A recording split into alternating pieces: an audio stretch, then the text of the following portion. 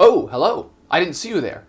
I was just reading this very interesting book about three orphans whose parents die in a fire and they are abducted by this strange, crafty actor who wants to steal their vast fortune. It sounded very, very interesting. But I was going back and rereading it because I read it when I was younger, and I don't know, it just didn't hold up as well. There was something missing. Something maybe an 8-episode Netflix series could solve. Right?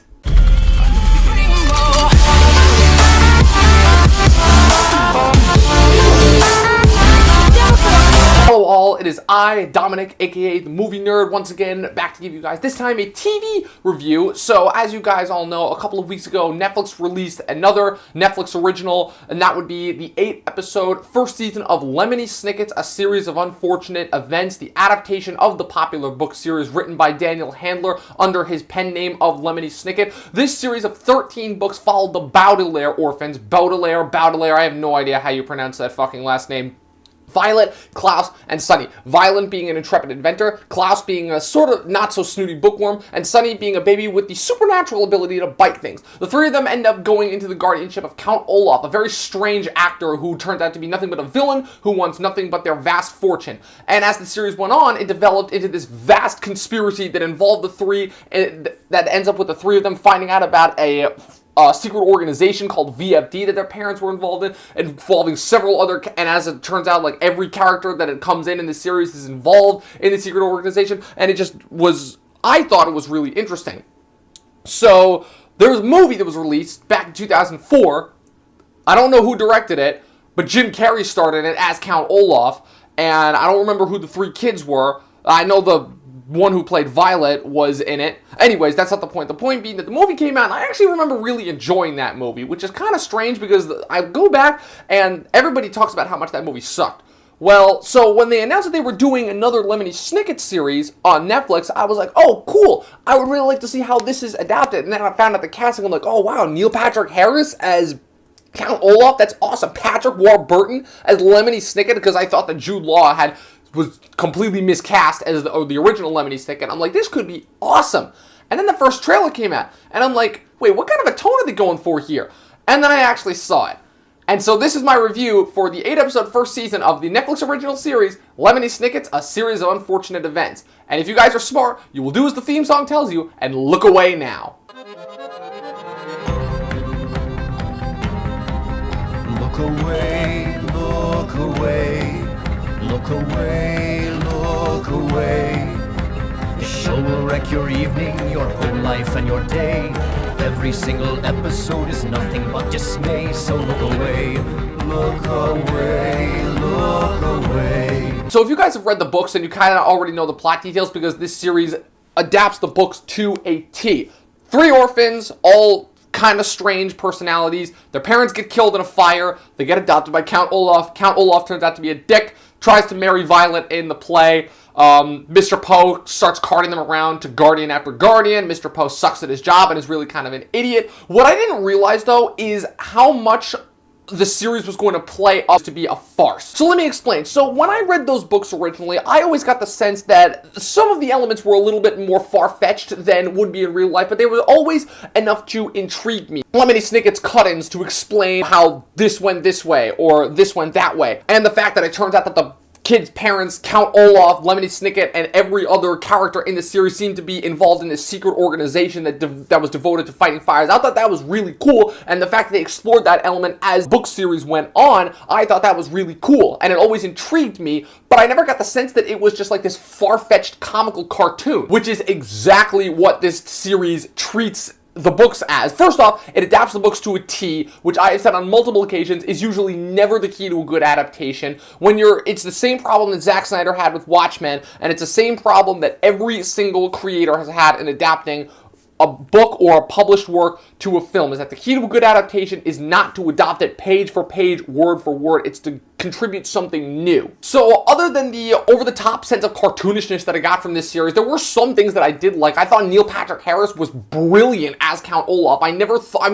The problem is that I found that since watching his epic stint as Barney Stinson in How I Met Your Mother, which is how I got introduced to him, I find that Neil Patrick Harris has very rarely been given the opportunity to really express his acting chops, which sucks because he is such a great actor, but it's like ever since he was cast as Barney Stinson, every single casting agent says, okay, we want you to be Barney Stinson with a new twist. And that's really the sense that I've gotten from him for every character going forward. It's kind of crazy how the most original NPH character that I've gotten since Barney Stinson is him playing himself in Harold and Kumar. All that being said, though, his comedic sensibility really, really works for the role. He's able to make Count Olaf this really charming villain that is very nefarious. And even though he does come off as an over-the-top cartoon, just like everybody else in this series does, he's able to do it so well. He's so much better than the role is written. Apparently, I missed out on something when with the writing of Count Olaf, because I always got the sense that Count Olaf was a truly evil, despicable character with a little bit of charm to him, but I always found that he was just so dirty and gritty. I never really got the sense that he was a charming character, and it's so odd that they end up casting these zany comedians as him, first Jim Carrey and now Neil Patrick Harris, but both times they've managed to make it work really well, so the fuck do I know? Another bit of genius casting, I thought, on the creator's part was Patrick Warburton in the role as Lemony Snicket, who was in the movie played by Jude Law. Jude Law in the original was really just relegated to a glorified voiceover. He didn't really have the role in the film that he did in the books and is having in this series going forward. And Patrick Warburton really manages to nail that sarcasm and likability that I really didn't think that the character had to begin with, because I always just thought of him as like somebody who was, you know, going around capturing the Baudelaire's life for no reason. But Patrick Warburton manages to play it in a way that makes you understand the role that he's going to play in the series going forward. Because something that I thought was always interesting in the books was how Lemony Snicket, rather than being just a regular author, was an actual person that had a part in the series. But going forward, I didn't understand just how he was able to narrate everything while at the same time never actually being seen, or rather only referenced by other characters. I didn't actually realize until long after I'd finished the series that actually everybody in the series thinks that he's dead, which is something that they actually hit on in this first season, which I thought was really cool. Another cool thing how I thought is remember how I said that the kids' parents and every character in the series seems to be tied up in this mysterious organization, but in the books they really didn't start touching on that until way like midway through the series, like book 5 or 6. In this series, they started with episode 1. They start with the references to the mysterious organization that every single one of their guardians seems to be tied to, whether they're a bad guy or a good guy. And it's actually pretty cool to see the behind the scenes there, because every time one of those references comes on, it makes you aware, it takes you out of a little bit of the cartoonish sensibility that the series had. And that's about all the good things that I can say about this series, because overall it was just a disappointment. It couldn't really navigate where it wanted to go tone-wise. It was always like somewhere in the middle between like being a really dark, depressing, gothic tone and being this over-the-top cartoon that I just could not get on board with. Mr. Poe just brings a sense of moronic sensibility that I never really thought that the character had. I always thought he was a dim character, but he never struck me as just this guy who was purposefully acting moronic, and it really, really took me out of it just every single time he opened his mouth. No beef with K. Todd Freeman. He does a great job playing the role, but just that character is just a very poorly written character. And the kids, oh my god, are they the definition of bland. Literally, I don't know what Barry Sonnenfeld and Dan Handler were thinking of when they were writing the kids for this series, but it's almost like they took the worst of Shyamalan and Wes Anderson's dialogue when they write for kids and mix them, would combine with two of the worst kid actors that I've ever seen. It's Melina Weissman from that fucking 9 Lives movie that came out over the summer, and I don't even remember the kid's name who plays Klaus. They are so boring and monotone and lifeless, and the problem is that they are the centerpiece of this series. Every single time they are on screen, every single time they open their mouths,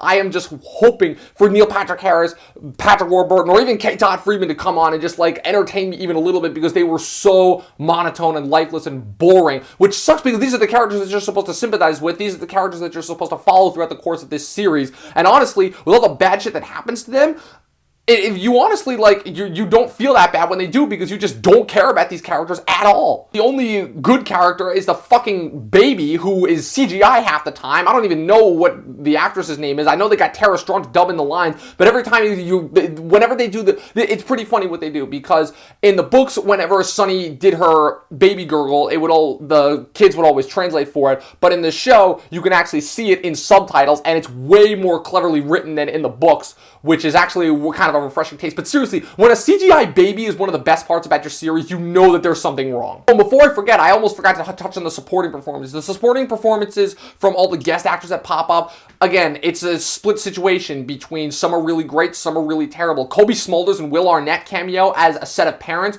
who you think are going to be a certain kid's parents, and then they end up not being it. They're really great whenever they pop up, but they're only in each episode for like 2 minutes apiece. And at the end, by the time their payoff comes along, it just feels completely wasted. Like, why were you even there? Also, Joan Cusack, Alfred Woodard, and Don Johnston all guest star in the series, and they are all completely wasted. They are all playing just over-the-top caricatures who piss me off every single time they're on screen. Alfred Woodard just needs to stay away from Netflix, because every single performance he's given on there so far, first Luke Cage, and now this has just been awful. Plot-wise, this series, like I said, the reason why I say that it shouldn't follow the books to a T is because the books, at least for those first couple of installments, ended up being really repetitive. And the problem is that because this only adapts the first 4 books in the series, those 4, it does get really repetitive. Baudelaire's after Count Olaf get bounced to a new guardian. Count Olaf comes in some ridiculous disguise that the Baudelaires are able to see right through, but none of the adults can see right through.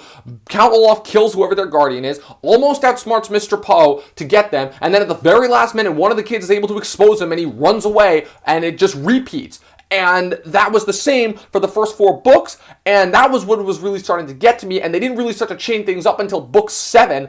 And that's the problem that this season suffers from, is that for the most part, it's really just repetitive. It doesn't have a lot to offer in terms of story. It's certainly, and anything that actually serves to push the story forward is only hinted at in those behind-the-scenes secret organizations meetings. And honestly, the man who I can personally blame for this is none other than the guy who helped contribute to the shit that was this past summer, and that would be Barry Sonnenfeld. This fucking guy, my God, what happened to him? I mean, seriously, he went from directing Addams Family, Addams Family Values, and Men in Black, 3 of the best comedies I've ever seen, and 3 of the best comedies of the 90s, to directing Wild Wild West, Men in Black 3, and 9 Lives. And now this. But hey, I will say that the production design was pretty cool, so props to whoever did that. Overall, the Netflix series adaptation of Lemony Snicket's A Series of Unfortunate Events is trying to be something really, really new and intriguing, but unfortunately only comes off as this over-the-top cartoon with some really great performances, some really terrible performances, and some average production design, overall directed by a guy who hasn't made a great movie in well over 20 years. There are parts of this series that I really enjoy, but for the most part, I just really wish I could stop watching it, but I'm going to watch it going forward, because this is going to be a short, limited run, because they only have a set amount of books that they're adapting, and they already adapted 4 of the books for the first season, and so they've only got